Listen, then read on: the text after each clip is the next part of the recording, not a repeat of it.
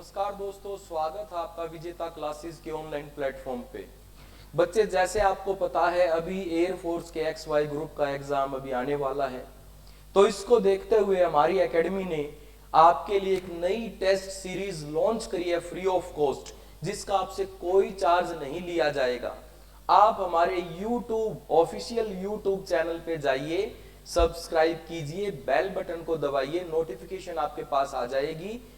ये test series शुरू हो जाती है सुबह 9 बजे से, और आपके सारे के सारे जितने भी सब्जेक्ट हैं उसकी टेस्ट सीरीज आपको कंटिन्यू मिलेगी। सुबह 9 बजे से स्टार्ट हो जाएगी बच्चे, और इसका एंड का टाइम नहीं है कि एंड किस टाइम होगा, अर्थात आपको पूरी टेस्ट सीरीज कराई जाएगी। वो 12 बजे भी खत्म हो सकती है, और बच्चे 12:30 बजे भी खत्म हो सकती है, और 1 बजे भी खत्म हो सकती है। वो डिपेंड करता है क्वेश्चंस के लेवल के ऊपर, कि जब टीचर किसी चीज को समझाएगा तो उसको बाउंडेशन नहीं कर सकते कि आपको इतने ही टाइम पीरियड में ये खत्म करना है, ताकि आपको अच्छे से समझ में आए। इसलिए बाउंडेशन कुछ नहीं है, लेकिन स्टार्टिंग टाइम कितने बजे है बच्चे?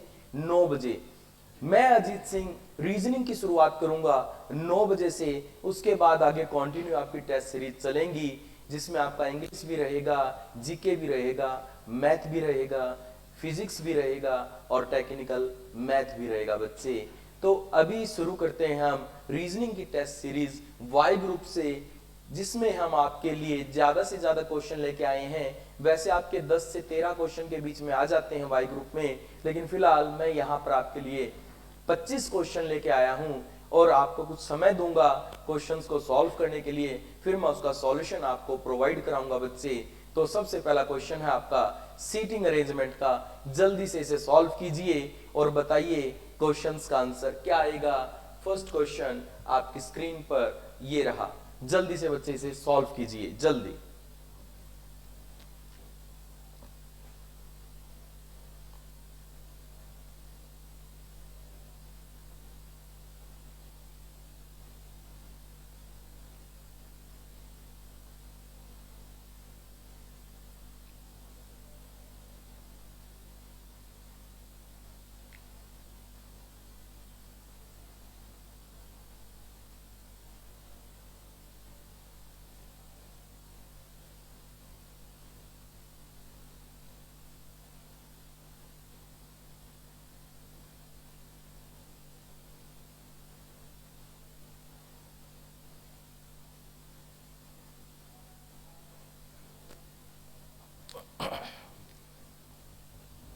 जल्दी बच्चे क्वेश्चन को सॉल्व कीजिए, फिर इसका सॉल्यूशन आपको मिलेगा। जल्दी से क्वेश्चन को सॉल्व कीजिए।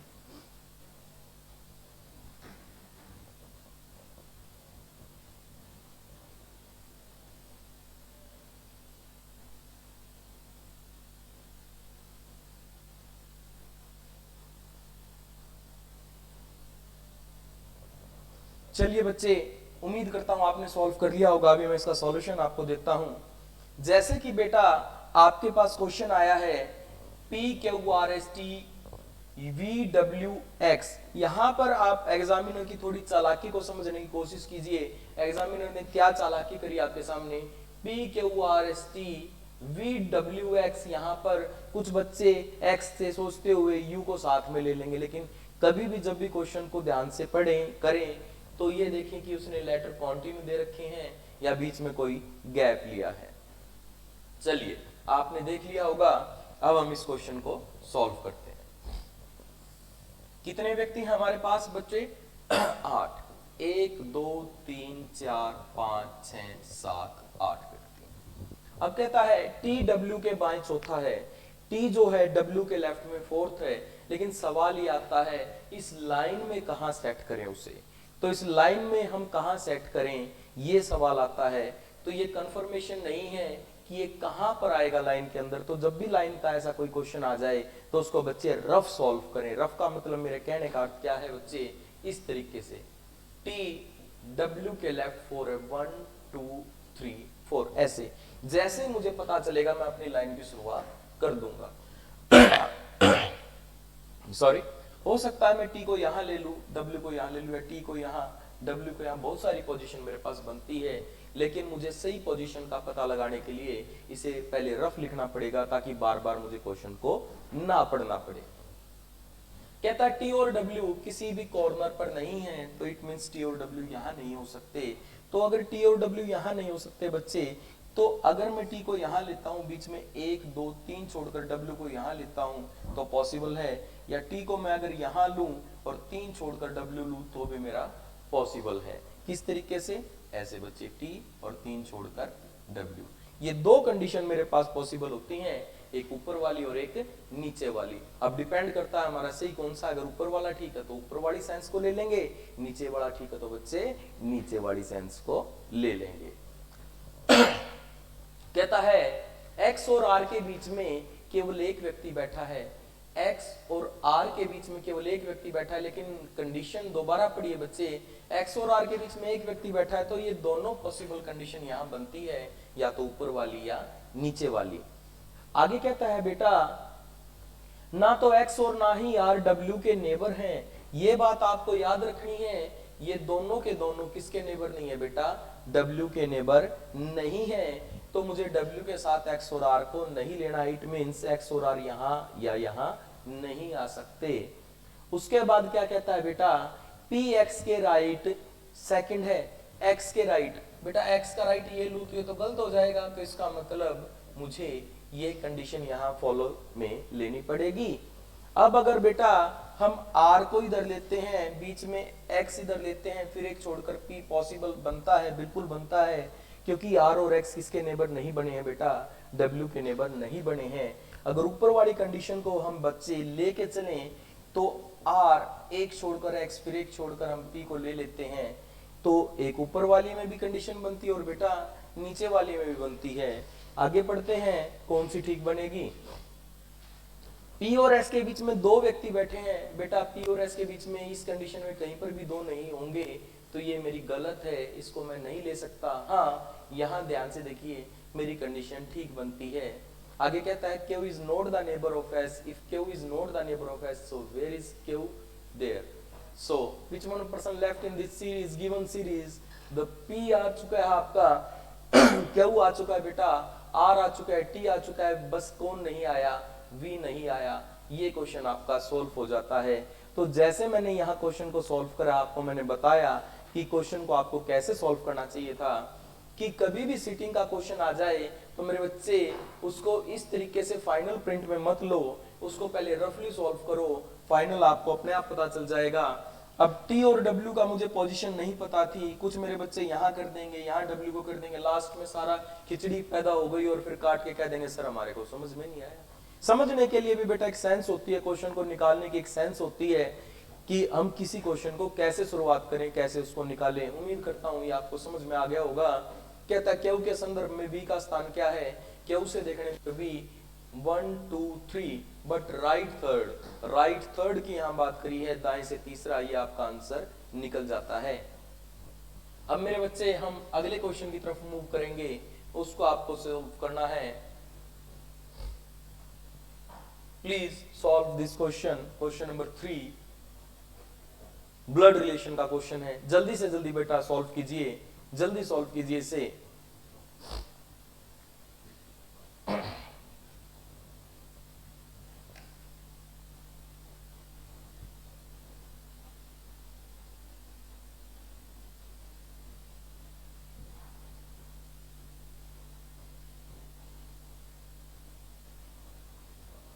चलिए बेटा सॉल्व कर लिया होगा, इजी सा क्वेश्चन था।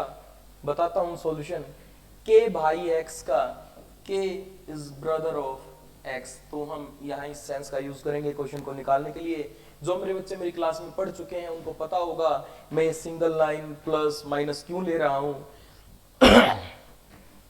अगला पॉइंट, के भाई है एक्स का, but we don't know that X is brother of K और सिस्टर। मुझे ये नहीं पता कि एक्स के का भाई है या बहन है, तो इसलिए मैंने उसके ऊपर ना तो कोई प्लस लगाया ना मेरे बच्चे मैंने कोई माइनस लगाया।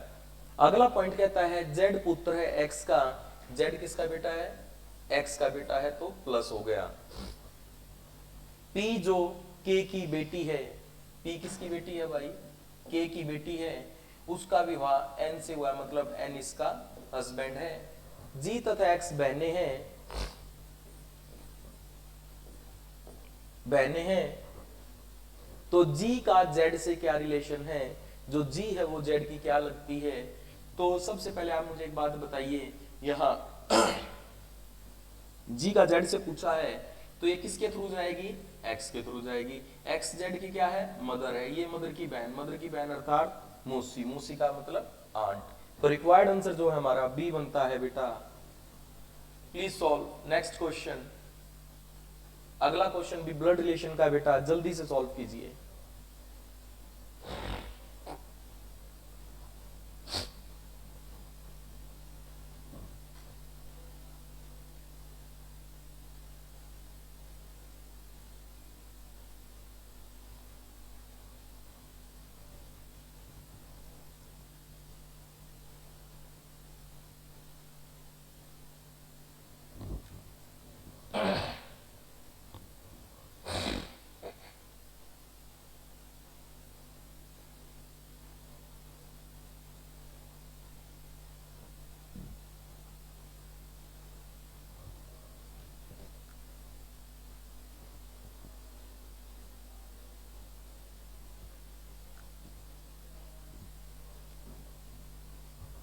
देखिए बच्चे, क्या इसका आंसर निकलेगा, ध्यान से देखिएगा बेटा।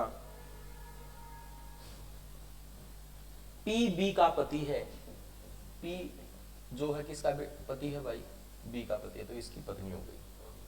ई जो डी की पत्नी है, पी की सास है।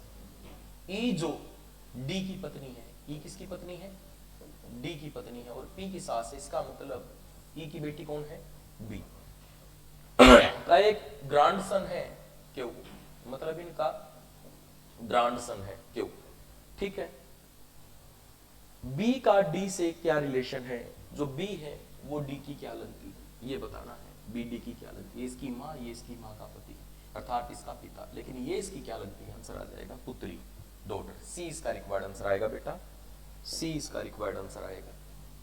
जल्दी से कोडिंग डिकोडिंग के नेक्स्ट क्वेश्चन को सॉल्व कीजिए, जल्दी कीजिए बेटा, बिल्कुल इजी क्वेश्चन है, जल्दी से जल्दी सॉल्व कीजिए। वाई ग्रुप में कोई भी इतना ज्यादा नहीं आपका पूछता है, एक नॉर्मल क्वेश्चन लेवल रहते हैं, लेकिन सवाल ये आता है बच्चे प्रैक्टिस ही नहीं करते तो उनको दिक्कत आती है बेटा। प्रैक्टिस के लिए ही आपकी free of cost test series शुरू करी गई है। जल्दी से जल्दी जाइए, विजेता के ऑफिशियल यूट्यूब चैनल को सब्सक्राइब कीजिए, बेल आइकन को दबाइए, ताकि आपको नोटिफिकेशन टेस्ट सीरीज की मिलती रहे समय समय पर। जल्दी से इस क्वेश्चन को सॉल्व कीजिए।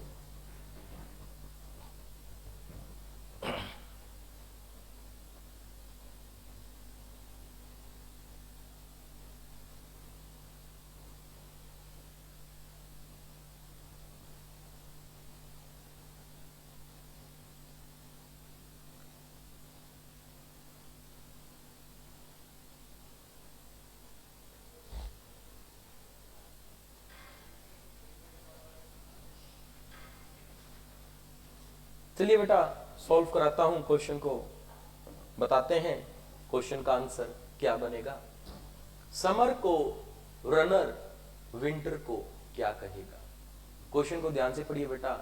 समर को रनर विंटर को क्या कहेगा। बहुत ही सिंपल क्वेश्चन।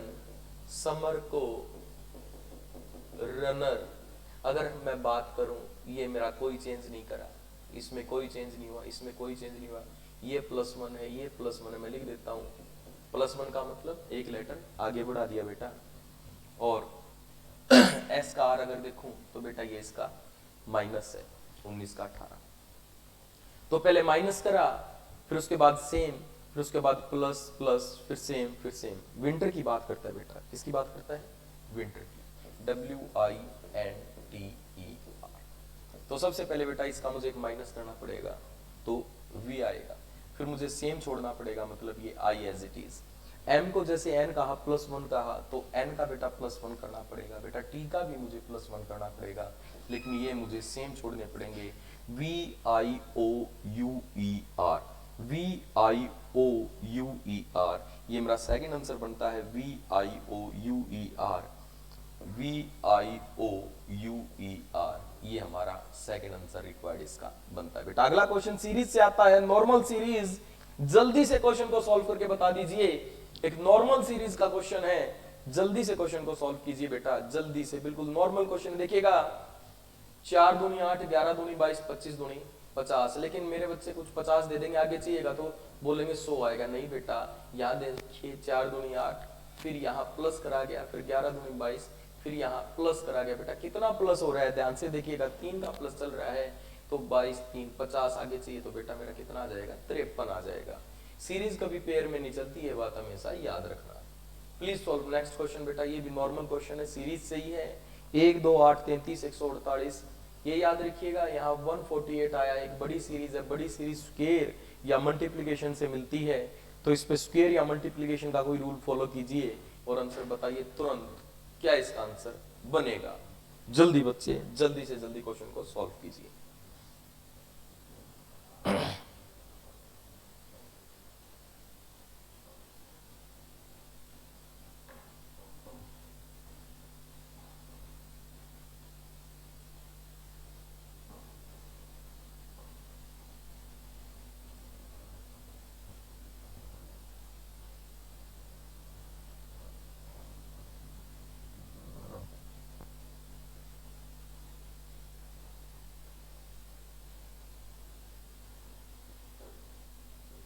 देखिए बेटा, normal question, simple.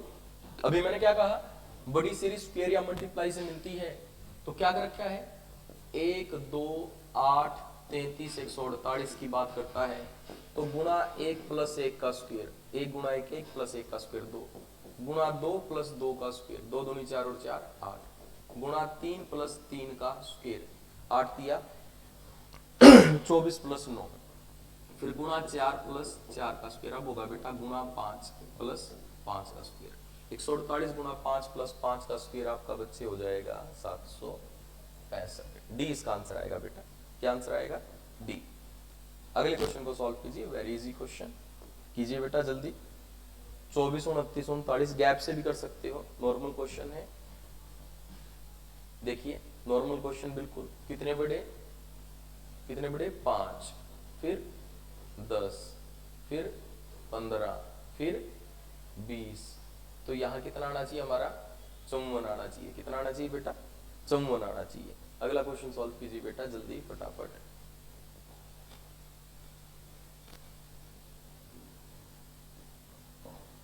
Normal question, simple बिल्कुल।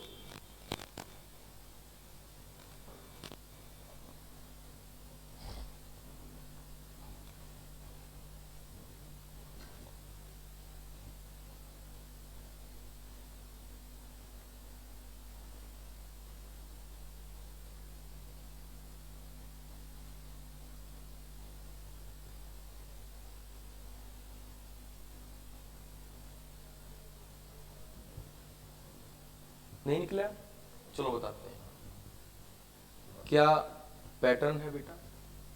4 दूनी 8, 8 किया, गुणा 2 गुणा 3, पहले गुणा 2 फिर गुणा 3, अब गुणा 4, तो कितना आ जाएगा बेटा, 96।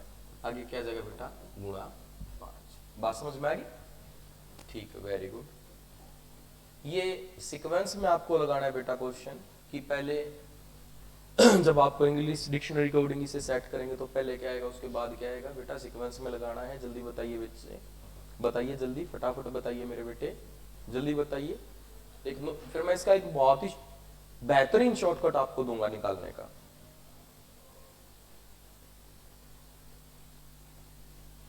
अब मेरे बच्चे क्या लग रहे होंगे, डब्ल्यू पहले, ये पहले, वो पहले, कुछ नहीं करना बेटा, ऑप्शन पे जाओ, 5 3 1 2, ठीक है बेटा, 5 3 1 2। तो अब आप कुछ मत करो, 5 3 1 2 पे आ जाओ, ये 1 है बेटा, 5 3 1 2 पे आ गए मेरे बच्चे, ठीक है। आप 4 को छोड़ दो ही नहीं, मैं चेक करो, W O W W O W H W O W R, तो बेटा एच ही आता है ना पहले, ओ ओ आर में बेटा एच ही आता है ना, एच का मतलब 3, 3 से केवल एक शुरू है, बाकी तो है ही नहीं, तो आपका ये आंसर आ गया, बाकी देखने की जरूरत नहीं है ना, बेहतरीन शॉर्टकट। चलिए अगले क्वेश्चन को सॉल्व कीजिए, बिल्कुल ही क्वेश्चन है।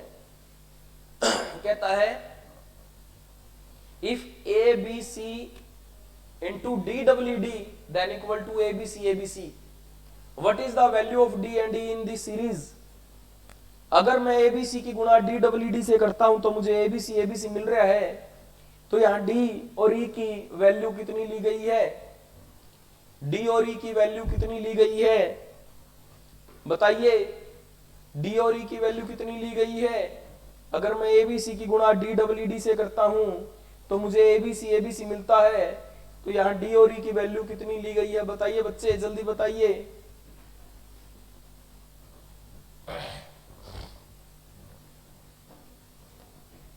चलिए बताते हैं बेटा। 1000 एक ऐसी संख्या होती है जिससे कोई भी तीन संख्या गुणा करोगे तो वही तीन संख्या दोबारा रिपीट हो जाएंगी। ठीक है बच्चे, याद रखना इस चीज को। 1001, 1001, तो डी की वैल्यू 1, ई की वैल्यू 0। चेक करते हैं ऑप्शन में, 10, डी आंसर। ठीक है बच्चे, अगला क्वेश्चन है रैंकिंग से, इसे सॉल्व कीजिए। कहता है Raman is 15th from the front in a column of boys, there were thrice as many behind him as there were in front. How many boys are there between Raman and the 7th boy from the end of the column? लड़कों की एक पंक्ति में रमन सामने से 15वां है, उसके आगे जितने लड़के थे उसके 3 गुना लड़के उसके पीछे हैं, कॉलम के अंत में 7वें लड़के और रमन के बीच कितने लड़के हैं। जल्दी से क्वेश्चन को सॉल्व कीजिए बेटा, जल्दी फटाफट सॉल्व कर दीजिए, क्या इसका आंसर बनेगा।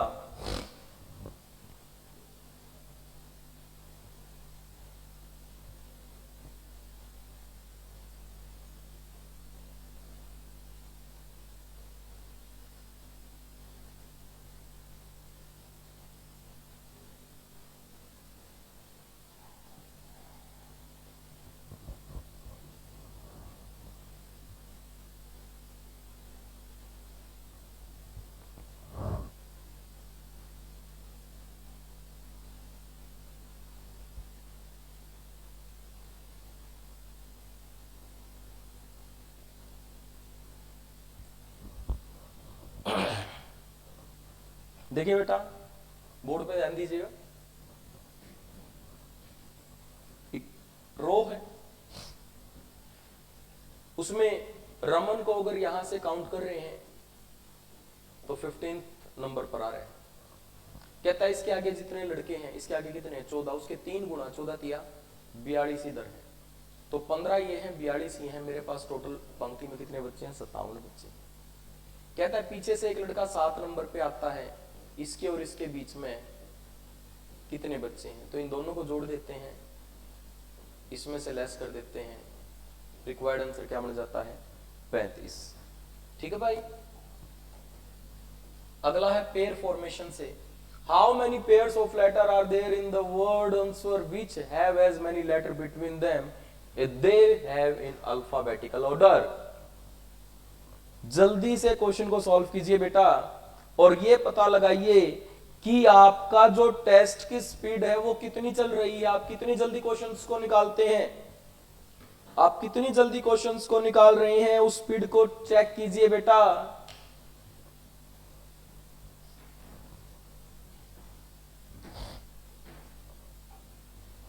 Very easy question. देखिए बेटा, कहता है दिया गया वर्ड है अंस्वर। चलिए पहले से वैल्यू लिखते हैं, ए की, एन की, एस की, डब्ल्यू की, ई की, आर की, पहले से वैल्यू लिख दी। तो अब चेक करते हैं 1 2 3 4 5, एक तो बनता है बेटा ए और ई का, 14 15 16 17 18, एक बनता है बेटा एन का और आर का। ये 2 पेयर यहां तैयार हो रहे हैं, और कोई है नहीं, और कोई नहीं है। कितने पेयर हैं, 2 पेयर हैं। अगला क्वेश्चन बेटा, मैंगो फ्रूट तो पोटैटो क्या होगा। कुछ मेरे बच्चे तुरंत इसका आंसर रूट देके खड़े हो जाएंगे, भाई रूट है, लेकिन ध्यान से देखिए बेटा, mango is the category of fruits of potato is the category of not root, potato is a part of stem. ठीक है भाई, इस चीज को याद रखना, ये नहीं कि जो चीज धरती के नीचे लगी वो सारी की सारी जड़ होती है। Potato is the part of stem, तना। बुक पब्लिशर तो फिल्म, किताब पे अपना पैसा कौन लगाता है, पब्लिशर। तो फिल्म पे अपना पैसा कौन लगाएगा, प्रोड्यूसर, निर्माता। कंजक्टिविया मैकुला आईज, क्या आंसर आएगा भाई, जल्दी बताइए। Both are the part of eyes, both are the part of eyes, so the answer is required D. पढ़ लिया करो थोड़ा थोड़ा साइंस भी भाई, थोड़ी थोड़ी साइंस पढ़ लिया करो। नॉन वर्बल से क्वेश्चन आ गया, थोड़ा जूम कर देता हूं, जल्दी समझ में आएगा। बताइए आंसर क्या आएगा बेटा।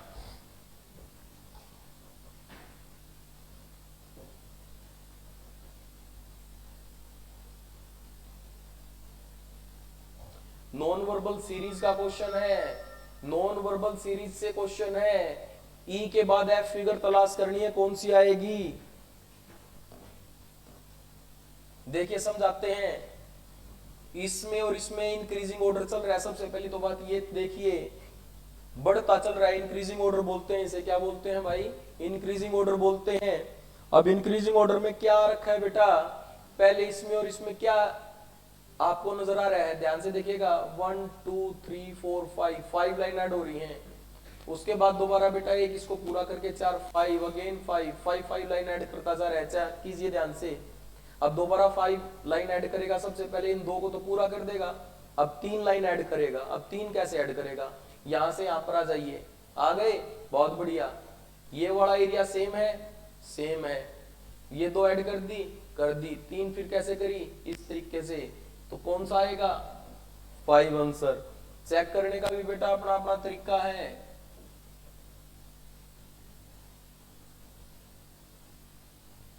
बेटा ट्रायंगल बता दीजिए फटाफट कितनी है।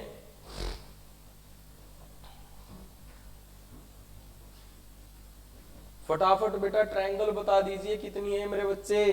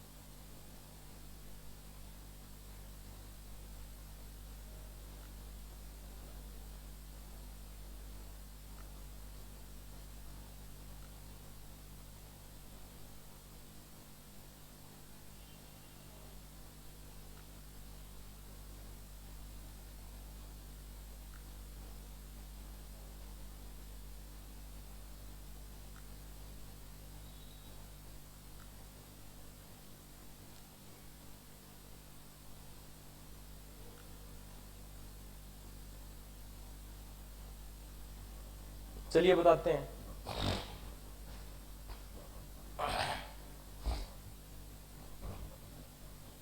जब भी कभी ऐसे स्क्वायर में ट्रायंगल निकालनी होती है, क्या करते हैं, 1 2 3 4 उसका डबल कर देते हैं 8। तो ये बस इस चीज को ध्यान दीजिएगा। स्क्वायर बन गया, 1 2 3 4, 4 दूनी 8, 8 तैयार होगी। जब इस तरीके के ट्रायंगल निकालते हैं तो क्या करते हैं, उसको ऐड कर देते हैं। 8 + 3 + 3, 1 2 3 4, 4 ही होगी भाई आपकी। और कौन सी ट्रायंगल बची, थोड़ा ध्यान दीजिएगा, ये भी बची, नजर आ रही है, क्लियर। कितनी हो गई, 3। और फिर ये वाली अगर मैं काउंट करूं, ये मेरी 8 में काउंट हो चुकी है। अब 3 ये, तो 3 चौक 12, ये हो गई भाई 8, ये हो गई और 4 ही होगी। 12 और 8 कितने हो गए भाई, 20 और 4 24। तो रिक्वायर्ड आंसर कितना आ जाएगा भाई, 24 आ जाएगा रिक्वायर्ड आंसर बेटा। आगे बताइए भाई, ग्रुप बनाइए फटाफट, ग्रुप बनाइए इनका। क्या ग्रुप बनेगा, ग्रुप में तैयार कीजिए इस क्वेश्चन को, ग्रुप में तैयार कीजिए। थोड़ा जूम कर देते हैं, अच्छे से नजर आएगा। ग्रुप में तैयार कीजिए, सॉरी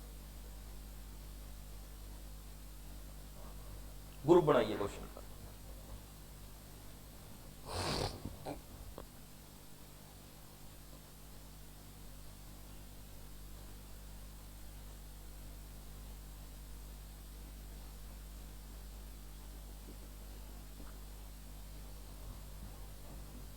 देखिए सिंपल है, कोई ज्यादा बड़ी चीज नहीं है।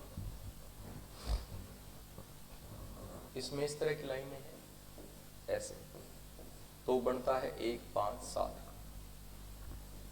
इसमें लाइनों की कैटेगरी इस तरीके से बांटी गई है,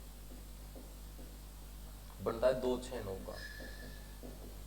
और इसमें लाइनों की कैटेगरी ऐसे प्लस में दी गई है, तो बनता है 3 4 8 का। 1 5 7 2 6 9 3 4 8। आंसर चेक करते हैं।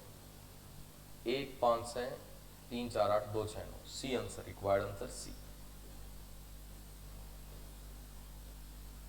इंसर्ट मिसिंग वन से क्वेश्चन नंबर 19 जल्दी से सॉल्व कीजिए बेटा।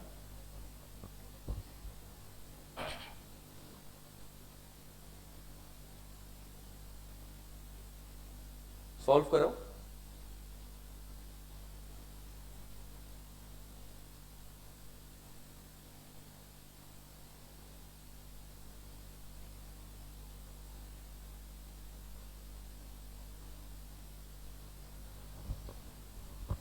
हाँ बेटा, निकला आंसर? बेटा निकला? चलिए बताते हैं। 4 और 5, सॉरी,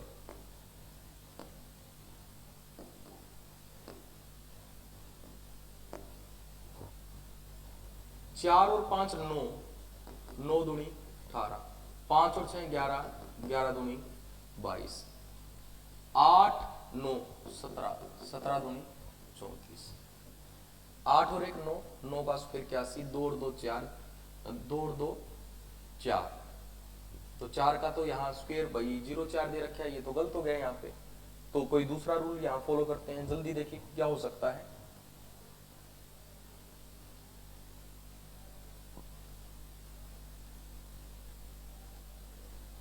सोचिए।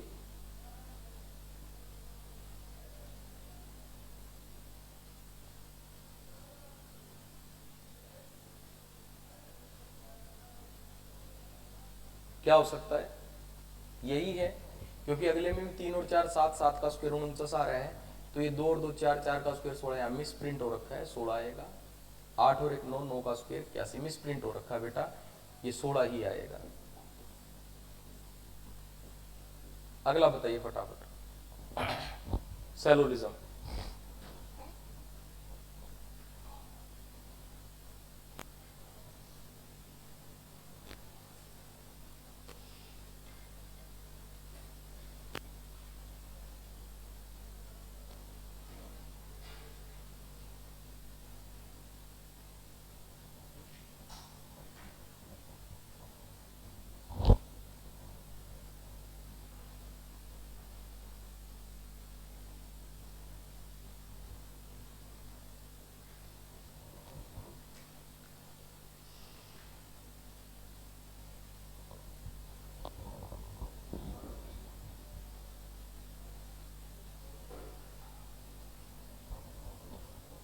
चलिए करते हैं सोल्व।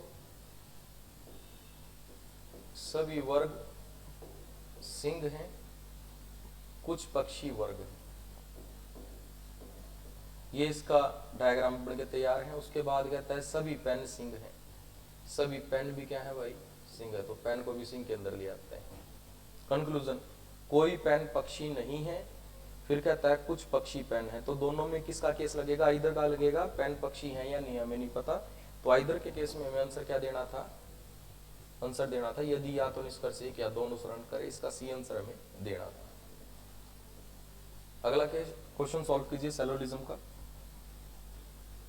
कहता है कुछ मोमबत्तियां कागज हैं।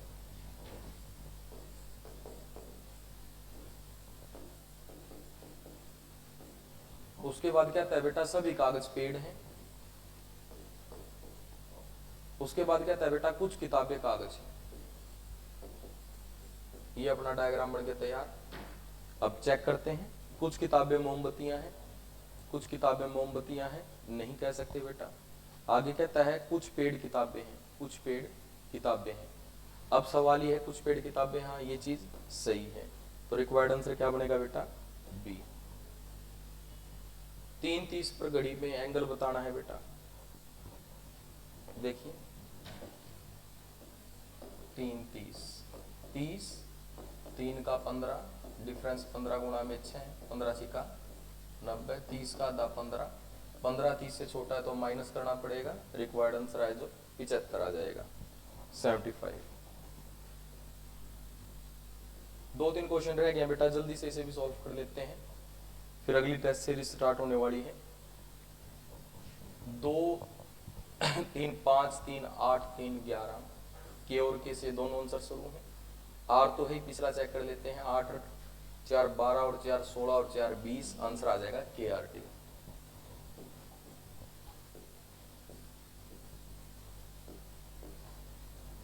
दो और 2 4, 4 2 6 2 8, 8 से मेरे ये दो आंसर शुरू हैं। 8 4 और 4 8 और 4 12 और 4 16, 16 पे एच पी वाई आंसर आ जाएगा। 13 3 16 3 19 प्लस 3 22 से मेरा वी, ये भी शुरू है, ये भी शुरू है, तो वी एफ तो है ही, पिछला चेक कर लेते हैं, 5 6 7 8 पे वी एफ एच इसका आंसर आ जाएगा। ठीक है, तो अभी अगली टेस्ट सीरीज में आपके लिए जीके की रहेगी, जिसमें जयवीर सर आएंगे। ठीक है बेटा, जिसमें अभी बड़े हैं।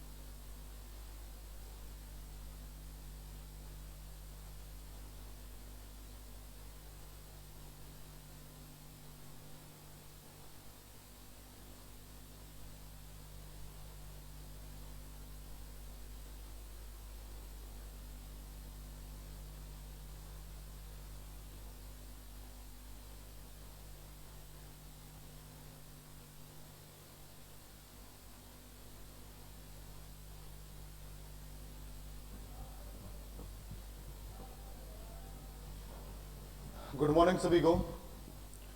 तो क्लास रहेगी हमारी जीके की, और पहले टॉपिक हम आज करेंगे टेस्ट सीरीज से पहले थोड़ा जानेंगे कि हमारा अब की बार का पैटर्न क्या कुछ है और कौन से क्वेश्चंस आने की संभावना है। देखो भाई, इसमें जितने भी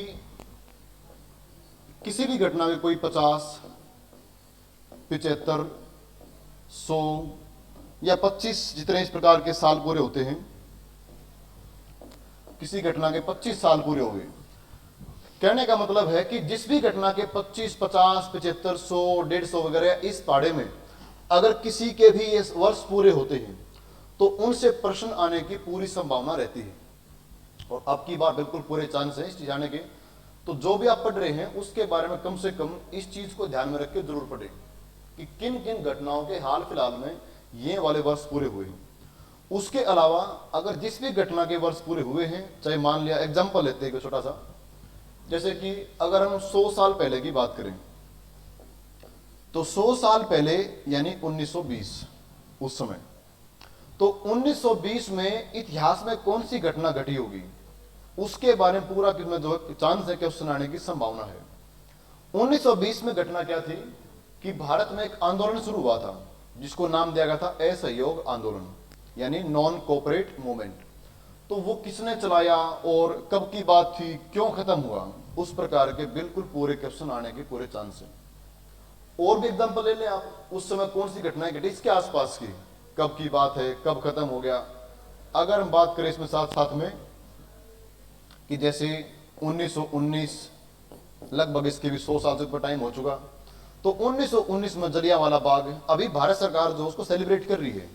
भारत सरकार जलियांवाला बाग के शहीदों के लिए जो है उसको कुछ सेलिब्रेट करेगी जिन्होंने अपनी जान गंवाई थी उनकी याद में। और उसके अतिरिक्त आने वाले टाइम पे जब भारत 2022 के वर्ष में पहुंचने वाला है, तो उस समय भारत की आजादी के 75 साल पूरे होने जा रहे हैं। आजादी के 75 साल पूरे होने जा रहे हैं, और उसके लिए मोदी सरकार के द्वारा, यानी हमारी सरकार के द्वारा इसी साल से 2021 से ही एक अभियान शुरू कर दिया गया है। उसका नाम है आजादी अमृत 75। वो शुरू हो चुका है और वो जो चलेगा अगले 2 सालों, यानी 2023 तक वो चलने वाला है। तो इस प्रकार हमने देखना है आजादी के टाइम पे इंग्लैंड का पीएम कौन था, भारत का पहला गवर्नर कौन था, और उस समय जब आजादी मिली भारत को तब भारत में गवर्नर कौन था। इस तरह के क्वेश्चंस एग्जाम में आने के पूरे चांस है। तो बच्चे हमें ध्यान देना पड़ेगा कि जब भी कोई खास पैटर्न बनता है वो पैटर्न बनता है इस चीज के ऊपर कि पिछली बार जो है हमारा एग्जाम का पैटर्न क्या था और अब की बार नई चीज कौन सी आई है। अगर अब तक के हमारे पैटर्न की बात करूं कि जो अभी तक एग्जाम का पैटर्न रहा है उसके अकॉर्डिंग एयरफोर्स के अगर एग्जाम की बात करें तो एयरफोर्स के लिए मेन चीज क्या है, एक तो इससे क्वेश्चंस आते हैं, पूरे चांस होते हैं कि जो डांस वगैरह है, नृत्य, खास तौर पे क्लासिकल डांस हमारे पास फिलहाल में 8 हैं और वो 8 क्लासिकल डांस से क्वेश्चन आते हैं। एग्जाम्पल जैसे कि इसमें भरतनाट्यम किस राज्य का नृत्य है, भरतनाट्यम के अलावा कुचिपुड़ी कहाँ का है, यानी आंध्र प्रदेश का हो गया, इस तरह के क्वेश्चन आते हैं इनमें। और असम का नृत्य कौन सा है, सतरिया वगैरह। क्लासिकल डांस के अलावा और कौन से क्वेश्चन आते हैं इसमें, वो आते हैं राज्य के फोक डांस से। क्लासिकल डांस और फोक डांस थोड़ा अंतर होता है इन दोनों में। फोक डांस का मतलब क्या होता है हिंदी में, लोक नृत्य, यानी ऐसा डांस जिसमें बहुत सारे लोग परफॉर्म कर सकते हो, कोई खास इतने नियम नहीं बनते हो। लेकिन जो क्लासिकल डांस है उसमें और क्या नाम है 1, 2 यानी कुछ गिने चुने संख्या में लोग रहते हैं। उसके अतिरिक्त क्लासिकल डांस में क्या होता है कि कुछ खास नियम होते हैं, सुर, ताल, लय वगैरह, भाव भंगिमा यानी चेहरे के एक्सप्रेशंस वगैरह, इन सब का ध्यान रखना पड़ता है। तो क्लासिकल डांस हमारे पास 8 हैं और जो फोक डांस है वो तो हर राज्य के होते हैं अपने अपने, 2, 3, 4, 5 सब जगह होते हैं, तो उनसे भी क्वेश्चन आते हैं। अभी जो हमारा ट्रेंड चल रहा है उस ट्रेंड में यह है कि आर्ट एंड कल्चर, जिसको हिंदी में कहते हैं कला व संस्कृति, सबसे मेन टॉपिक चल रहा फिलहाल में। किसी भी राज्य की कोई भाषा है यानी उसकी कोई कल्चर है, लैंग्वेज है, उससे क्वेश्चन आएंगे। राज्य के अगर मैं बात करूं फोक डांस की तो एग्जांपल ले लो बिहू। बिहू कहाँ का है, असम राज्य का नृत्य है। उसके अलावा यक्षगान वो कर्नाटक का है, गरबा गुजरात का है। तो इस प्रकार से प्रश्न एग्जाम में आते हैं इनमें, यानी फोक डांस से भी आएंगे, क्लासिकल डांस से भी आने की संभावना है, और साथ में एक ऐसी घटना एक करंट अफेयर में जो फिलहाल में चल रही है, या किसी घटना के कुछ वर्ष पूरे हो गए होंगे, उनसे क्वेश्चन आता है। दूसरा फिर इससे आगे जो क्वेश्चन आता है एग्जाम में, वो रहता है राजधानी के बारे में, देशों की राजधानी, देशों की कैपिटल, उनकी करेंसी, करेंसी के बारे में, मुद्राओं के बारे में क्वेश्चन आता है कि कौन से कंट्री की जो है कौन सी करेंसी है, उसकी करेंसी है, मुद्रा का नाम क्या है, राजधानी का नाम क्या है। लेकिन इसमें हमने सारे याद नहीं करने होते, देश तो बहुत सारे हैं, 193 कंट्री है यूएनओ की लिस्ट में, संयुक्त राष्ट्र की सूची में 193 देश हैं, और इन सब थोड़ी आएगा कि सारे आपको याद करने पड़ेंगे। कुछ मेन देश हैं, खास तौर पे उनके जरूर करना होता है कि जिस भी देश के राष्ट्रपति ने, मान लिया कोई भी देश है, उसका कोई राष्ट्रपति है या कोई उसका पीएम है, अगर वो भारत दौरे पे आया है, कोई भी ब्राजील का आ गया, चाइना का आ गया, या फिर कोई क्या पता दक्षिण अफ्रीका से आया हो, तो हमने ध्यान रखना है कि चर्चा में कौन था उस समय, जो भी उस समय चर्चा में न्यूज में रहता, चाहे भारत वाले कहीं भी गए हो, मान लिया कि भारत के पीएम ने यात्रा कर ली कहीं की भी, तो जिस भी देश में गए हैं उस देश का थोड़ा सा हमें जानने की जरूरत पड़ेगी, भाई वो देश की राजधानी क्या है, उसकी करेंसी क्या है, अगर कोई डील हुई है, समझौता हुआ है, तो पैसे में होगा, सीधी बात है, तो पैसे में हो गया। कोई आर्थिक अगर बात है तो उसकी फिर करेंसी के बारे में पूछ सकता है, या फिर बेसिक अगर बात करें तो गिनी चुनी कोई 10-15 करेंसी मुद्राएं, और उनसे प्रश्न आता है। सबसे मेन जो रहता है क्वेश्चन यहाँ पे, वो रहता है कि किन करेंसी की अपने उसके सिंबल, अपने कोई प्रतीक चिन्ह है। एग्जाम्पल, जैसे हमें ये पता कि ये डॉलर का चिन्ह है, वो भी डॉलर अमेरिका वाला, ये उसका चिन्ह बन जाएगा, सिंबल है। उस डॉलर के अतिरिक्त जिन जिन करेंसी के सिंबल होते हैं, जैसे एक ये सिंबल है, इस करेंसी को बोलते हैं येन, जापान का येन हो गया। उसके अलावा इसको बोलते हैं यूरो, यूरोपियन की यूरो करेंसी होगी, यूरोप वाले देशों की। और उसके अलावा जो है हमारे पास करेंसी होती है, इंग्लैंड का पाउंड हो गया, ब्रिटिश पाउंड, भारतीय रुपया। तो इस प्रकार से क्वेश्चन आते हैं इनमें। इस करेंसी वाले टॉपिक से भी क्वेश्चन आता है, सिंबल वाले से भी। अब एक देश और है, पहले हम क्या पढ़ा करते कि ये जो सिंबल है ये सिर्फ जापान के येन का है, पर ऐसा नहीं है, ये सिंबल चाइना वाली करेंसी का भी है, बिल्कुल सेम सिंबल है। जिस तरह जापान का हो गया येन, जापान का येन है, चाइना वाली करेंसी का नाम होता है युआन, उसका सिंबल भी सेम है। तो क्वेश्चन आ चुका है। और मेरे ख्याल से शायद 2019 वाले एग्जाम में एयरफोर्स के वायु ग्रुप के में 2019 से शायद पहले की बात थी, उसमें क्वेश्चन आया था कि चाइना की करेंसी का नाम क्या है, चाइना की मुद्रा पूछी गई थी। या तो 2018 के लास्ट वाले की बात रही होगी, या शायद 19 के फर्स्ट वाले की बात रही होगी। तो उसमें चाइना करेंसी पूछ रखी थी और बच्चों ने याद कर रखा था चाइना की करेंसी है युआन, जबकि ये ऑप्शन में नहीं था। चाइना वाली करेंसी जो है उसका नाम है रेन मिनबी, रेन मिनबी, ये चाइना की ऑफिशियल करेंसी का नाम है। लेकिन अब तुम कहोगे कि इसमें युआन तो हमने कई जगह पढ़ा है, किताबों के अंदर भी है, लुसेंट वाली के अंदर भी है, अरियंत वाली के अंदर भी है, और सब के अंदर भी है, बिल्कुल ठीक है। लेकिन जो युआन है चाइना वाली करेंसी, ये उसकी घरेलू यूनिट का नाम है जो अपने उस पर यूज करते हैं, मतलब छोटे स्तर पर यूज करते हैं। तो जिस तरह भारत में पैसा होता है, उसके अलावा कई जगह सेंट होता है छोटे हिस्से में, छोटी यूनिट। लेकिन जो आधिकारिक उसका जो नाम होता है उसका नाम है रेन मिनबी। तो रेन मिनबी चाइना की करेंसी का ही नाम है, या फिर यूं मान लो कि ये एक ही चीज है, युआन, रेन मिनबी। बस ये है कि उसने जो अपना यूज करने के लिए बड़े स्तर पे, उसका नाम ये है, उसकी छोटी यूनिट का नाम ये है युआन, इतना फर्क हो जाएगा। तो इनसे भी प्रश्न आते हैं। दिनार किसकी करेंसी है, उसके अलावा रियाद क्या नाम है, रियाल किसकी करेंसी हो जाएगी, इससे क्वेश्चन आते हैं। एक देश है फिलहाल में जो काफी चर्चा में रहा था, उस पर आर्थिक संकट के कारण उसके देश के जो आर्थिक हालात थे बड़े खराब हो गए थे, और अक्सर उसके बारे में बड़ी झूठी अफवाहें फैलाई जा करती, फोटो उसके डाल के दिखाए जा करते कि इस प्रकार ये हो गया। लेकिन उस देश में रियल में घटनाएं बेकार हुई थी। उस देश का नाम है वेनेजुएला। तो वेनेजुएला की जो करेंसी है वो धराशायी हो गई थी, और वो करेंसी को उन्होंने चेंज भी करना पड़ा है।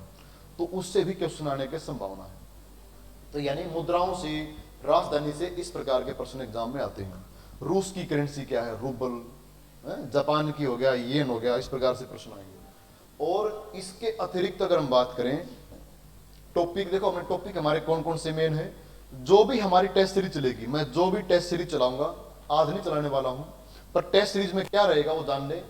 मेन जो घटनाएं हैं न्यूज उसके आधारित क्वेश्चन, उसके अलावा प्रमुख राज्यों के नृत्य, राजधानी, मुद्राएं वगैरह, यानी ये सारे टॉपिक हम उसके अंदर डालने वाले हैं। यानी कोई 20 क्वेश्चन या 25 क्वेश्चन की टेस्ट सीरीज रहेगी और उस पे सारे टॉपिक हम कवर करने वाले हैं। और जो प्रश्न आएगा इसमें वो देखिए किस प्रकार के क्वेश्चन आने की संभावना है। करंट अफेयर्स में क्वेश्चन आएंगे अवार्ड्स के बारे में। अवार्ड्स भी कौन से अवार्ड्स, तरह ऑस्कर के बारे में पूछ लिया, नोबेल के बारे में पूछ लिया, उसके अलावा हमारा जो ये अवार्ड है गोल्डन ग्लोब के बारे में पूछ लिया, ग्रैमी जो कि संगीत का अवार्ड है उसके बारे में पूछ लेगा, पूरी संभावना है।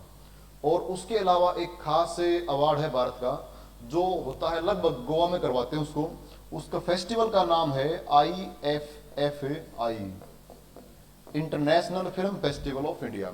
इससे बिल्कुल प्रश्न आता है, हर एग्जाम में आप मान के चलें कि एग्जाम में इससे प्रश्न आता ही है मोस्टली। उसके अतिरिक्त ज्ञानपीठ अवार्ड किसको मिला, अब की बार जो है रेमन मैग्सेसे अवार्ड किसको मिला, जो कि कहलाता एशिया का नोबेल, एशिया का नोबेल कहते हैं रेमन मैग्सेसे अवार्ड को। तो ये सारे जो टॉपिक हैं ये हम कवर करने वाले हैं। और यहाँ से प्रश्न जो भी है अवार्ड में कुछ खेलों के अवार्ड पूछ लेगा, राजीव गांधी खेल रत्न अवार्ड किसको मिला, या फिर कोई और जो अन्य फील्ड की इस तरह पद्मश्री, और पद्मश्री बल्कि कम पूछता है, लेकिन पूछेगा पद्म विभूषण। पद्म विभूषण काफी इंपॉर्टेंट है क्योंकि एक तो ये बहुत कम को मिलता है, 5, 7, 8, 10 व्यक्ति को मिलता है, तो इससे ज्यादा आसान रहेगा पढ़ने में। जबकि पद्मश्री तो बहुत सारे को मिल जाएगा। यानी कुल मिला के पद्म के पुरस्कार 120 व्यक्ति के आसपास से 110, 120, 115 इसके आप मिलते हैं, लेकिन सारे थोड़ी याद करेंगे, हम करेंगे याद पद्म विभूषण वाले। मोस्टली यहाँ से प्रश्न आता है, या फिर कोई बहुत बड़ी सेलिब्रिटी रहा हो उसको अवार्ड मिल गया उससे पूछ लेगा। तो यानी हमारे टॉपिक में जो भी शामिल होने वाला वो ये रहने वाले हैं। उसके अतिरिक्त और जो क्वेश्चन आते हैं इसमें वो कौन से आएंगे कि इसमें हिस्ट्री से कौन से हैं, ज्योग्राफी से कौन से क्वेश्चन आएंगे, किस प्रकार के प्रश्न आते हैं, हमारे पॉलिटिकल साइंस से किस प्रकार के क्वेश्चन आएंगे, संविधान से, या फिर इकोनॉमिक्स के बारे में किस प्रकार के प्रश्न आते हैं।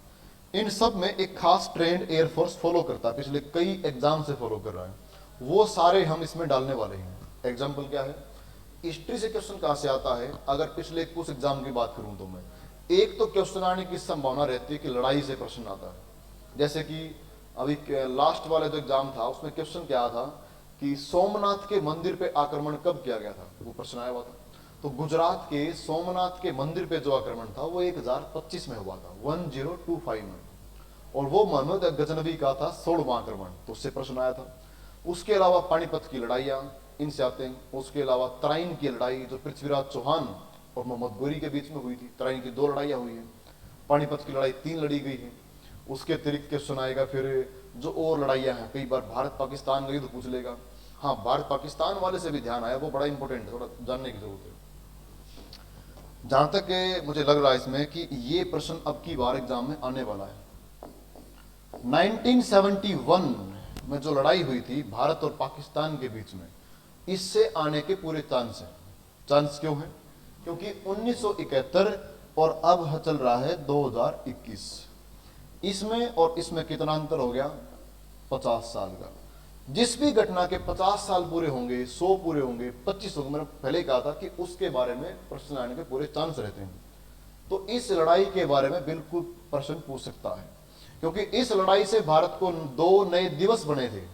एग्जाम्पल, जिस दिन ये लड़ाई की शुरुआत हुई ऑफिशियली 4 दिसंबर 1971 को, तो दिसंबर 4 को भारत की नेवी ने पाकिस्तान के कराची पे आक्रमण किया था, और उसके कारण दिसंबर 4 जो है भारत की नेवी के लिए माना गया मुख्य दिन, इसलिए दिसंबर 4 हो गया भारत का नेवी डे, नौसेना दिवस।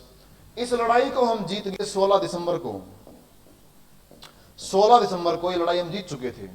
दिसंबर 16 पे हमने विजय प्राप्त कर ली थी, इसलिए ये नाम पड़ गया विजय दिवस। तो इसी प्रकार से एक टॉपिक हमारा मेन क्या रहता है? दिवस, इंपोर्टेंट डेज वगैरह। एक नया दिवस है जिसको अभी भारत सरकार ने घोषित किया है। वो दिवस है हमारे एक बड़े लोकप्रिय नेता रहे नेताजी सुभाष चंद्र बोस। तो नेताजी सुभाष चंद्र बोस से जुड़ा हुआ एक दिन है जिसको अभी प्रधानमंत्री के द्वारा घोषित किया गया था। प्रश्न ये है कि सुभाष चंद्र बोस का जन्मदिन 23 जनवरी इसको कौन सा दिवस घोषित किया गया है। और ये प्रश्न यकीन मानिए एग्जाम में आने के पूरे चांस है। जनवरी 23 जो है ये घोषित हो चुका है पराक्रम दिवस। पराक्रम, पराक्रम होता क्या है? वेलर। पराक्रम होता है वेलर, मतलब बहुत बड़ी बहादुरी, उसको बोलते हैं ग्रेट ब्रेवरी। ग्रेट ब्रेवरी को बोलते हैं पराक्रम यानी वेलर। तो सुभाष चंद्र बोस का जन्मदिन जनवरी 23 को पराक्रम दिवस घोषित कर दिया गया है। जो भी नए दिवस बनते हैं वो तो मान के चलो एग्जाम में जरूर पूछेगा कि नए नए दिवस। अभी एक नया ये है पराक्रम दिवस, इससे पक्का प्रश्न आएगा। एक जो भी नया दिवस है जो 2-3 साल पहले बना है, नया ही है फिलहाल में, तो 31 अक्टूबर सरदार पटेल का जो इसमें जन्मदिन है इसको घोषित किया हुआ गया है एकता दिवस। एकता माने यूनिटी, ये दिवस घोषित किया हुआ है यूनिटी, एकता दिवस हो जाएगा। बिल्कुल प्रश्न आने के चांस है। उसके अलावा और क्वेश्चंस कहां से आने के चांस हैं? जैसे कि एक दिवस है अभी नया घोषित किया हुआ था, उसका वो है 3 जून को होता है। 3 जून, इससे क्वेश्चन आ चुका एग्जाम। 3 जून को हम क्या मनाते हैं? विश्व साइकिल दिवस से। दुनिया भर की सरकारें, भारत की सरकार भी इस बात पे जोर दे रही है किसी भी तरीके से जो है, जो ये हमारी दूसरी गाड़ियां हैं डीजल की, पेट्रोल की, इस पे हमारी थोड़ी सी निर्भरता कम हो जाएगी। उसके लिए इलेक्ट्रिक व्हीकल्स को बढ़ावा दे रही है। उसके अलावा जो है व्यक्तियों को पैदल चलने पे जोर पे जो है समझाया जा रहा है। साइकिल की भी बात चल रही है अभी, खास तौर पे लॉकडाउन के दौरान तो लगभग लोगों ने साइकिल चलाया भी है। तो यानी इसको बढ़ावा दे रहे ताकि पर्यावरण भी ठीक रहे। तो 3 जून कहलाता विश्व साइकिल दिवस। यहां से प्रश्न आने के चांस है। एक भारत सरकार की योजना थी 19 नवंबर से जुड़ा हुआ, उससे प्रश्न आता है। भारत सरकार ने, बल्कि हमारे प्रधानमंत्री ने एक बात कही थी कि वो प्रत्येक घर पे, प्रत्येक गरीब को भी एक शौचालय बनवा के देंगे। तो 19 नवंबर को दिन कौन सा होता है? वर्ल्ड टॉयलेट डे, यानी विश्व शौचालय दिवस। बिल्कुल इससे प्रश्न आ सकता है एग्जाम, आते पहले भी आए हैं। तो यानी हमने इस प्रकार के कुछ जो है दिवस वगैरह उनको देखना है कौन कौन से फिलहाल में चर्चा में चल रहे हैं। जो भी चर्चा में रहेगा उससे प्रश्न बिल्कुल एग्जाम में आएगा। तो हमारे पास टॉपिक कौन कौन से मेन होंगे? एक टॉपिक हमारे पास हुआ मेन, सबसे पहले क्या था कि जैसे कोई भी खास घटना, इसके कोई विशेष कोई वर्ष, कोई आंकड़ा पूरा होगा, 25, 50, 500, 75 वगैरह, 200, 400, 500 भी पॉसिबल है, कोई होगा किसी का भी। तो उन सब से क्वेश्चन आते एग्जाम में। उसके अलावा प्रश्न कहां से आता है? नृत्य, क्लासिकल डांस, उसके अलावा फोक डांस वगैरह, इनसे प्रश्न आएगा। लैंग्वेज क्वेश्चन आता है, लैंग्वेज, राज्यों की भाषाएं। पिछले 2-3 से ज्यादा एग्जाम की बात कर रहा हूं मैं, अभी चल रहा है क्वेश्चन कि मलयालम किसकी भाषा है, यानी केरला की भाषा है। उसके अलावा तेलुगु पूछी गई है, तेलुगु। बोडो पूछ सकते एग्जाम में, बोडो कहाँ की लैंग्वेज है। तो यानी इस तरह के क्वेश्चंस वगैरह एग्जाम में आते हैं। लैंग्वेज के बारे में भी लैंग्वेज पूछ लेगा। देशों की राजधानी, मुद्राएं, टॉपिक ये हमारा इंपॉर्टेंट था। दिवस महत्वपूर्ण टॉपिक है। हिस्ट्री की बात करें तो लड़ाइयाँ, कुछ युद्ध वगैरह हो गए, आक्रमण किसने कब किया, इस प्रकार के, वहां से इस तरह प्रश्न है। यह फिर आता है कि जो हमारी मॉडर्न हिस्ट्री है, आधुनिक भारत में, सामान्य तौर पे जब यूरोपियंस भारत में आए, पुर्तगाली, उनके बाद जो भी आए सिर पे पुर्तगाली आए, डच आए, डेन आए, ब्रिटिश, उसके अलावा जो है फ्रेंच लोग भी आए। तो उसके बाद का जो इतिहास है यहाँ से आने के बाद को बोलते सामान्य तौर पे मॉडर्न इंडिया कहते हैं, मॉडर्न हिस्ट्री। वहां से प्रश्न एग्जाम में आता है।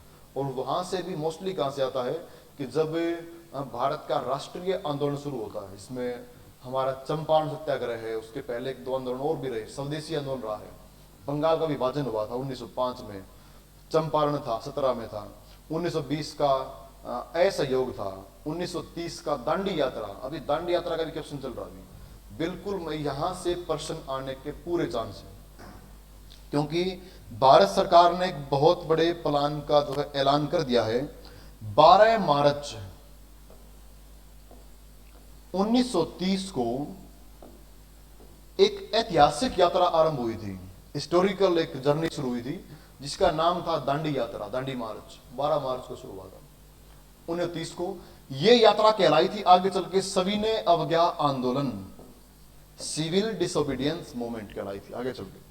और इसी तारीख को ध्यान में रखते हुए 12 मार्च के दिन, अभी 12 मार्च 2021 से 12 मार्च 2021 से एक नया आंदोलन भारत में शुरू कर दिया, नई मुहिम छेड़ दी है हमारे प्रधानमंत्री के द्वारा। मुहिम क्या है कि इसमें आजादी का जश्न मनाने की तैयारी शुरू हो चुकी है। उसके लिए बहुत सारे तरीके निकाल के जो इतिहास को दोबारा से जीने का प्रयास कर रहे हैं, और ये चलेगा 2023 के 15 अगस्त तक, क्योंकि इसके बीच में 2022 का साल आएगा, और 2022 के साल में हमारी आजादी के 75 साल पूरे होने जा रहे हैं, और उस आजादी के 75 साल पूरे होने खुशी में इस मुहिम को छेड़ा गया है। बहुत सारे प्रश्न पूछेगा इसमें कि यानी ये मुहिम कहाँ से शुरू हुई है, कब शुरू हुई है, कब तक चलेगी, टारगेट क्या है, इस प्रकार के बहुत सारे क्वेश्चन आने की संभावना है। तो ये कुल मिला के टॉपिक हमारे मेन रहेंगे। सारे जो हमारे क्वेश्चन रहते हैं इसमें एयरफोर्स के एग्जाम में जीके से सामान्य तौर पे 8, 7, 9 इस प्रकार की रेंज में क्वेश्चन आते हैं।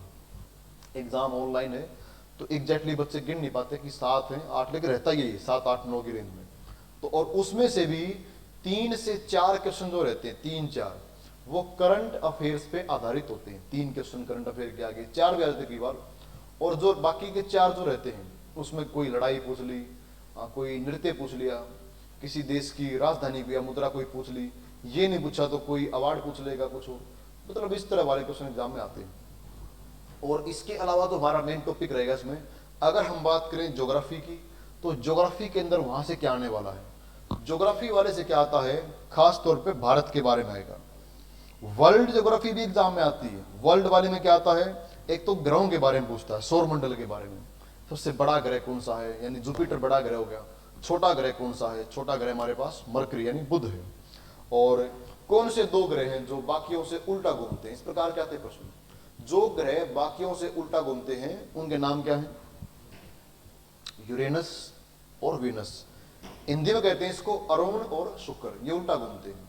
चमकीला ग्रह कौन सा है, चमकीला तारा कौन सा है, पृथ्वी के नजदीक तारा कौन सा है, और पृथ्वी के नजदीक दूसरा तारा कौन सा है। नजदीक तो बहुतों को पता है नजदीक तारा कौन सा है, पृथ्वी के नजदीक तारा है सूर्य है, पर दूसरा नजदीक कौन है, यहां से क्वेश्चन कई बार आ चुका।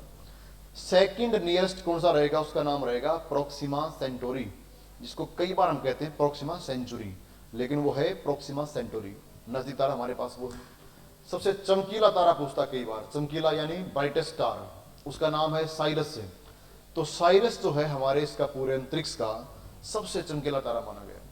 और दूर ग्रह कौन सा है, दूर यानी नेपच्यून हो जाएगा, नजदीक हमारे पास मरकरी है सूर्य के नजदीक। तो यहां से इस प्रकार के प्रश्न आते हैं। या फिर प्रश्न आता है वायुमंडल से, जिसको बोलते हैं इंग्लिश में एटमॉस्फेयर।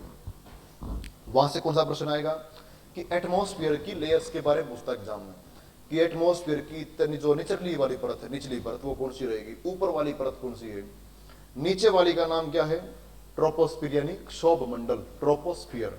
देखो टॉपिक सारे ये होने वाले हैं टेस्ट सीरीज के फॉर्मेट पे, ये सारे टॉपिक हम करने वाले हैं। वो इसलिए बता रहा हूं ताकि अगर आपने घर बैठ के पढ़ना पड़ जाए, टेस्ट सीरीज से पहले भी अगर पढ़ रहे हो उसके अलावा, तो टॉपिक हमने करने कौन से हैं, पूरी जीके में नहीं पढ़नी। मेन जो पॉइंट है वो आपको बता रहा हूं कि ये टॉपिक एग्जाम के अंदर आता है। उसमें जैसे कि नीचे वाली परत हमारी ट्रोपोस्फीयर होगी, फिर प्रश्न आता है कौन सी परत में ओजोन लेयर मिलती है, तो ओजोन लेयर कहां मिलेगी, समताप मंडल में, स्ट्रेटोस्फीयर में। ओजोन लेयर को हानि किससे होगी, ओजोन को हानि होती है CFC यानी क्लोरोफ्लोरोकार्बन के द्वारा। ओजोन हमें बचाती किससे है, ओजोन बचाती किससे है, अल्ट्रावायलेट से, यूवी किरणों से। ये प्रश्न एग्जाम में आते हैं। सबसे ऊपर वाली परत कौन सी है, तो इस तरह वाले क्वेश्चन एग्जाम में आए हैं पहले भी, और फिर से आने की संभावना रहती है। उसके बाद अगर प्रश्न आता तो फिर आता हमारे इंडियन ज्योग्राफी से, भारत के भूगोल से। वहां से प्रश्न कौन सा आएगा, भारत की लोकेशन, भारत का उत्तरी बिंदु कौन सा है, भारत का दक्षिणी बिंदु कौन सा है, भारत की तटीय रेखा यानी कोस्टल लाइन कितनी है, कोस्टल लाइन, इससे क्वेश्चन आते हैं कितनी है। सबसे लंबी तटरेखा किस राज्य की है, यानी गुजरात राज्य की है तटरेखा सबसे लंबी, गुजरात की, छोटी गोवा की है। यहां से प्रश्न आते एग्जाम में। या फिर राज्य के बारे में पूछ लेगा, किसकी राजधानी क्या है, चांस है राज्य की राजधानी से प्रश्न आने का, पूरा चांस रहता है। और खास तौर पे जिस राज्य की घटना घटी हो, राज्य से प्रश्न कौन सा आएगा, राज्य के राज्यपाल, राज्य के राज्यपाल और राज्य के मुख्यमंत्री, मान के चलो यहां से एक प्रश्न आने की पूरी संभावना होती है।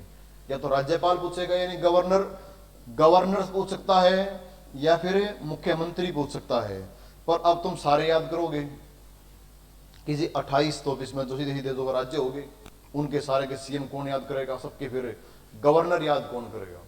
वो आपको बता दे जाएगा कि हमने कौन कौन से गवर्नर याद करने हैं और सीएम कौन से याद करने हैं। वहीं से क्वेश्चन के लगभग चांस आने के दोनों के आ जाएंगे। मेन हमने पढ़ने हैं। गवर्नर कौन से पढ़ोगे, अगर किसी को पढ़ना पता है कहां से निकाल लेगा तो बता देता हूं कि गवर्नर कौन से एग्जाम में आते हैं। जिस गवर्नर का हाल फिलहाल में कहीं पे ट्रांसफर हुआ है, तबादला हुआ है, कोई नया बना है, किसी की डेथ हो गई थी उसके कोई नया आ गया, कोई रिजाइन दे गया या किसी कार्यकाल बढ़ा दिया, मतलब ऐसा कुछ भी जो चर्चा में रहा था इस हाल फिलहाल में, उसके बारे में प्रश्न आता है। जिस राज्य में चुनाव हुए हैं, इलेक्शन में जिस राज्य में इलेक्शन हुए हैं या जहां पे इलेक्शन होने हैं, उन राज्यों के सीएम या उनके राज्यपाल से प्रश्न आता है एग्जाम में, पूरे चांस है। उसके अलावा और इसमें भारत के भूगोल में, जैसे कि भारत की नदियों के बारे में क्वेश्चन रहा, क्वेश्चन कई एग्जाम से किसी न किसी शिफ्ट में क्वेश्चन आता है पक्का, शिफ्ट 1 में, किसी में शिफ्ट 2 में आता है, प्रश्न पक्का आता है। और प्रश्न क्या रहता है कि नदियों के बारे में, गंगा की लंबाई कितनी है, गंगा निकलती कहां से है, सिंधु का उद्गम स्थल क्या है, इंडस का कहां से निकलती है, कौन सी दो नदियां हैं जो पश्चिम की ओर बहती हैं, कौन सी दो नदियां जो डेल्टा नहीं बनाती, दक्षिण भारत की गंगा किसको बोलते हैं, दक्षिण भारत की सबसे लंबी नदी कौन सी है, दक्षिण भारत की एकमात्र नदी जो पूरे 12 महीने बहती है। तो इस प्रकार के प्रश्न, कौन सी नदी है जो कर्क रेखा को 2 बार क्रॉस करती है, कौन सी नदी है जो किसी समुद्र में जाने से पहले गायब हो जाती है, बीच रास्ते में का पानी सूख लेता है। तो ऐसे ऐसे प्रश्न एग्जाम में जरूर आते हैं। या फिर आता कृषि के बारे में, खेती बाड़ी, कौन सी फसल में कौन सा देश या कौन सा राज्य पहले स्थान पे है, जैसे गेहूं में कौन है, चावल में कौन है, चाय में कौन है, कपास में कौन है। तो इन फसलों के बारे में एग्जाम में प्रश्न जरूर आता है। और प्रश्न कहां से आता है इसमें, ज्योग्राफी का मोस्टली यही है। मोस्टली क्या है इसमें ज्योग्राफी के अंदर कि उसमें फसल वगैरह पूछ ली, इसमें कौन सा राज्य है। और प्रश्न यहां से आता है कि ट्रांसपोर्ट के बारे में कभी कभार पूछ लेता है, जैसे कि अब की बार चांस का एग्जाम में आने का, एक बंदरगाह है, पोर्ट, उस बंदरगाह को पहले शामिल किया गया था बड़े बंदरगाहों में। पहले भारत में हुआ करते 13 बड़े बंदरगाह, 13 बड़े बंदरगाह हुआ करते, उन 13 में से एक को हटा दिया गया है। तो जो हटाया है, एक तो उसका नाम पूछेंगे कि कौन सा बंदरगाह बड़े बंदरगाहों की श्रेणी से हटा दिया गया है, उसका नाम कौन सा रहेगा, पोर्ट ब्लेयर में है, अंडमान में है, पोर्ट ब्लेयर में उसके बिल्कुल आने की संभावना है। और वो हटा दिया तो अब कितने बच गए, यानी 12 रह गए। 12 बंदरगाह कौन कौन से मेन हैं, बिल्कुल आने के चांस मेन कौन से रहेंगे। उसके अलावा जो है फिर टॉपिक रहता है इसमें, बंदरगाहों के अलावा जो रहेगा इसमें, भारत की तरफ से तेज ट्रेन कौन सी है, लंबा राष्ट्रीय राजमार्ग कौन सा है, छोटा राजमार्ग कौन सा है, कौन सी ट्रेन जो है लंबी दूरी तय करती है, यानी विवेक एक्सप्रेस वगैरह, इस तरह के प्रश्न भी एग्जाम में आते हैं। तो ज्योग्राफी से यहां से इस प्रकार प्रश्न आएंगे। और जहां तक बात संविधान की है, पॉलिटी की, तो पॉलिटी से एक क्वेश्चन आ जाता है, जैसे कि अधिकार कहां से लिए, कर्तव्य कहां से लिए, हमारे डीपीएसपी कहां से लिए हैं, तो कनाडा से हमने क्या लिया, नागरिकता हमने कहां से ली, एक ये टॉपिक रहता है एग्जाम में आने का। एक रहता है मोस्ट इंपोर्टेंट आर्टिकल में, क्या आपके आर्टिकल्स के बारे में, आर्टिकल 32 में क्या, आर्टिकल 14 में क्या, आर्टिकल 16 में क्या है, आर्टिकल 17 में क्या है, इस प्रकार के जो प्रश्न है। आर्टिकल 352, 356, 360 वगैरह, आपातकाल के बारे में, ये कुछ एक गिने चुने कोई 10 से 15 आर्टिकल्स हैं, उनके बारे में क्वेश्चन आते हैं। तो एक टॉपिक यहाँ पे ये इंपॉर्टेंट है। या फिर आता अमेंडमेंट के बारे में, संशोधन, कि कौन से अमेंडमेंट के द्वारा कौन सी खास घटना हुई। एग्जाम्पल, संपत्ति का अधिकार, राइट टू प्रॉपर्टी कब खत्म किया गया, कौन से अमेंडमेंट के द्वारा खत्म हुआ, इस प्रकार के प्रश्न आएंगे। आरक्षण है, अगले 10 वर्ष के लिए बढ़ा दिया, किसके द्वारा बढ़ाया गया। 2 एंग्लो इंडियन, 2 लोकसभा के एंग्लो इंडियन का पद समाप्त कर दिया गया, कौन से अमेंडमेंट के द्वारा किया गया, इस प्रकार के प्रश्न आएंगे एग्जाम में। इकोनॉमिक्स से अगर प्रश्न आएगा तो आएगा बैंक के बारे में, कि कौन से बैंक, जो मेन जो हमारे बैंकिंग हिस्ट्री है भारत में, बैंकिंग हिस्ट्री के बारे में, भारत का पहला बैंक, पहला भारतीय बैंक, उसके अलावा सबसे बड़ा भारतीय बैंक, प्राइवेट बैंक बड़ा, सरकारी बैंक, आरबीआई के बारे में, आरबीआई का फिर ये हमारा जो चीफ होते गवर्नर, उनके बारे में क्वेश्चन आते हैं। और मोस्टली फिर क्वेश्चन आता है इकोनॉमिक्स से, वो होता है 5 ईयर प्लान के बारे में। जो हमारे 5 ईयर प्लान रहे हैं 12 हैं, यानी पंचवर्षीय योजनाएं, कि कौन सी योजना का मुख्य उद्देश्य क्या था, उस प्रकार के प्रश्न आते हैं। एग्जाम्पल, कि कौन सी योजना केवल 4 साल चली, किस योजना में गरीबी हटाओ का नारा दिया गया, किस योजना में गरीबी हटाओ के नारे को शामिल किया गया, कौन सी योजना सर्वाधिक सफल रही, कौन सी योजना सर्वाधिक असफल रही, किस योजना में जो है 3 बड़े स्टील कारखाने खोले गए, किस योजना में कृषि पे जोर दिया गया। तो इस प्रकार के प्रश्न यहां से आते हैं। तो ये हमारा कुल मिला के सिलेबस है, घुमा फिरा के ये बात रहेगी। और 25 क्वेश्चन या 20 की जो टेस्ट हम चलाएंगे, टेस्ट सीरीज वगैरह, तो ये सारे जो कंसेप्ट हैं, टॉपिक रहेंगे। इसमें हमने जो बात की है स्पोर्ट्स के बारे में, उसके अलावा अवार्ड्स के बारे में, history, geography, political science, current affairs, ranking, HDI में रैंक क्या है भारत की, हैप्पीनेस में रैंक क्या है, भुखमरी वाले में रैंक क्या है, डेमोक्रेसी वाले में रैंक क्या है, समय तेज कंप्यूटर भारत में कौन सा है, उसकी वर्ल्ड में रैंक क्या है। तो इस प्रकार के जो भी क्वेश्चन रहेंगे वो यानी डेली के कोई 20 क्वेश्चन की टेस्ट सीरीज चलाएंगे एग्जाम तक, और उसमें ये सारे टॉपिक हम कवर करने वाले हैं। तो इस क्लास में इतना ही ठीक है। और अगली क्लास जो रहेगी मैथ, इंग्लिश के बारे में रहेगी।